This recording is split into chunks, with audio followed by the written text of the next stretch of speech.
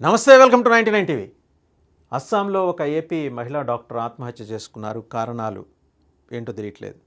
అస్సాంలో ఎక్కడంటే బార్పేట్లో ఉంది Fakhruddin Ali Ahmed medical college and hospital అంటారు. ఎఫ్ఏఏ అండ్ అలాగే వచ్చేప్పటికి ఎంసీహెచ్, ఎఫ్ఏఏ ఎంసీహెచ్ అంటారు. బార్పేట్లో ఉంది. ఆమె తన రూమ్లోనే సూసైడ్ చేసుకున్నట్టుగా కనిపించారు. ఆవిడ ఎందుకు చేసుకోవాల్సి వచ్చింది ఏంటనేది సూసైడ్ నోట్ అయితే రికవర్ చేశారట పోలీసులు, అస్సాం పోలీసులు. బట్ అది బయటికి రివీల్ చేయట్లా. కారణాలు ఏంటనేది తెలియట్లేదు. Second year post graduate trainee ఆవిడ, department of obstetrics and gynaecology ఆవిడ. She native of Andhra Pradesh. Social media అకౌంట్లో ఒక డాక్టర్ అయితే ఆయన రాసుకుంటూ వచ్చారు, అటాప్సీ సర్జన్. ఆయన another heart breaking case Hess emerged from Fakhruddin Ali Ahmad Medical College and Hospital, Barpet, Assam.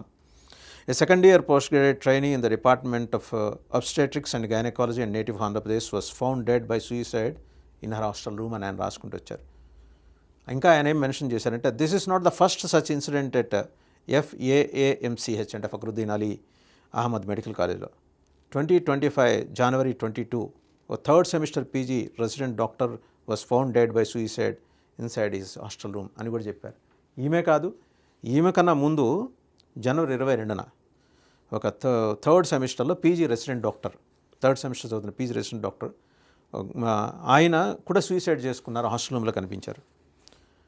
ఇలాంటి అన్ఫార్చునేట్ ఇన్సిడెంట్స్ మీద రియాక్ట్ అవుతూ ఇంకొక జనరల్ సర్జన్ ఎక్స్ ప్లాట్ఫామ్ మీద ఏం రాశారంటే, general surgeon silent crisis in medical colleges, who will bell the cat అని అడిగారు ఆయన.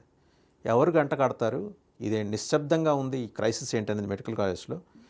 Another tragic loss has jolted the medical community.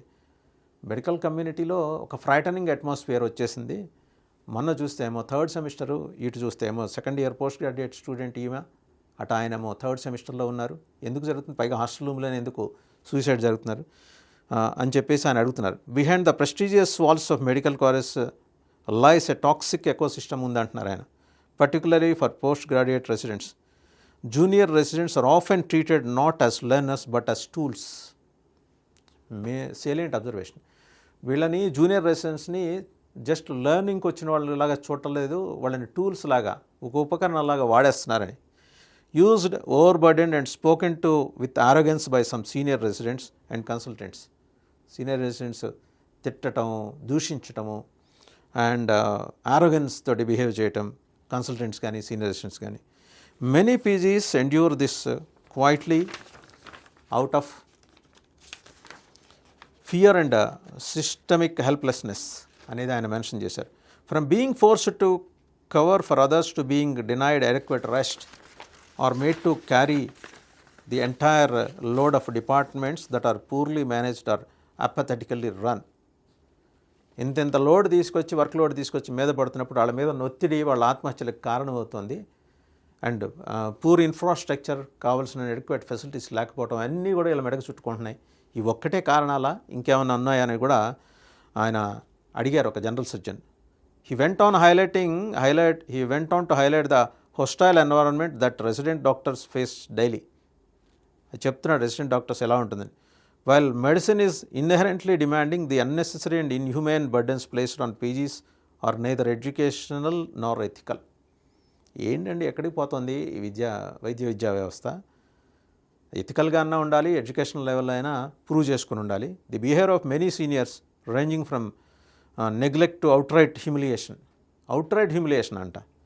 Breaks spirits instead of building confidence.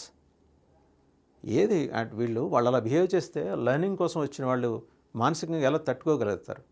అందుకనే వాళ్ళు ఆ విపరీతమైన ఒత్తిడికి లోనే ఇలాంటి హేస్టీ డెసిషన్ తీసుకుంటున్నారు. Unfortunately administrative bodies turn a blind eye. చూసి చూడనట్టు పోతున్నారు అడ్మినిస్ట్రేషన్లో ఉన్నవాళ్ళు. Their silence becomes complicity. Year after year departments go unchecked. డిపార్ట్మెంట్స్లో ఏం జరుగుతోంది చెక్ చేసుకోవాలి కదా. లేదట, తనిఖీలు లేవు, ఏం లేవు. వచ్చామా, ఉన్నామా, వెళ్ళామా, ఇంతే. మరి అలాంటప్పుడు ఇలాంటి ఇన్సిడెంట్స్ ఏం జరుగుతాయనేది ఆయన అడుగుతున్నారు. Heads of departments remain unaccountable. Hostel grievances go unresolved. Rest hours remain theoretical. హాస్టల్లో ఉండే గ్రీవెన్సెస్ని ఎవడు పట్టించుకోవట్లేదు, అడ్రస్ చేయట్లేదు. రెస్ట్ అవర్సు అవి ఓన్లీ థియరీ ప్రకారం ఇంత ఉండాలంటున్నారు, కానీ ఎక్కడ అసలు వాళ్ళకి రెస్ట్ ఎక్కడ ఉంటుంది? వచ్చిన వాళ్ళు వచ్చినట్టు కూలబడిపోయి కంప్లీట్గా దానికి కన్ఫైన్ అయిపోతే వాళ్ళకి రెస్ట్ లేకపోతే ఆ ఒత్తిడిని ఎట్లా వాళ్ళు ఫేస్ చేస్తారు? And the idea of mental health support is non existent అని కూడా అన్నారు. Another user on X echoed similar concern and said, ఇంకొక ఎక్స్ ప్లాట్ఫామ్ మీద ఇంకొక ఆయన ఇంకొక సర్జన్ మాట్లాడిందంటే, another young doctor lost a tragic reminder, medical trainees need support not silence, rest in peace, demand systemic change. Tragic reminder ఇది, medical ట్రైనీస్కి వాళ్ళకి support కావాలి, వాళ్ళకి సైలెన్స్ కాదు, వాళ్ళకు ఉండాల్సింది సపోర్ట్ కావాలని. చూద్దాం ఈ మహిళా డాక్టర్ సూసైడ్ నోట్లో ఏం రాశారు, అది ఇంకా ఎందుకు బయటికి రాలేదు, ఆ తల్లిదండ్రులకి ఆమె ఎంత వేదన మిగిల్చింది, జరిగిన కారణాలేంటి, ఇవన్నీ బయటికి రావాలి. కలకత్తా ఇన్సిడెంట్ చూసిన తర్వాత అస్సాంలో జరిగిన ఈ సూసైడ్ కలకలం రేపుతోంది. మొత్తంగా అయితే విషయం బయటకు రావాలి, గవర్నమెంట్ ఆ విషయం మీద దృష్టి పెట్టాలి. వెస్ట్ బెంగాల్లో మమతా బెనర్జీ గవర్నమెంట్ని దునుమాడిన బీజేపీ మరి అస్సాంలో వాళ్ళే ఉన్నారు పవర్లో, వాళ్ళేం చెప్తారు ఇప్పుడు? Fakhruddin Ali Ahmed medical college and హాస్పిటల్లో జరిగిన ఈ దుర్ఘటన, ఈ విషాదం గురించి నిజాలు బయటికి రావాలి.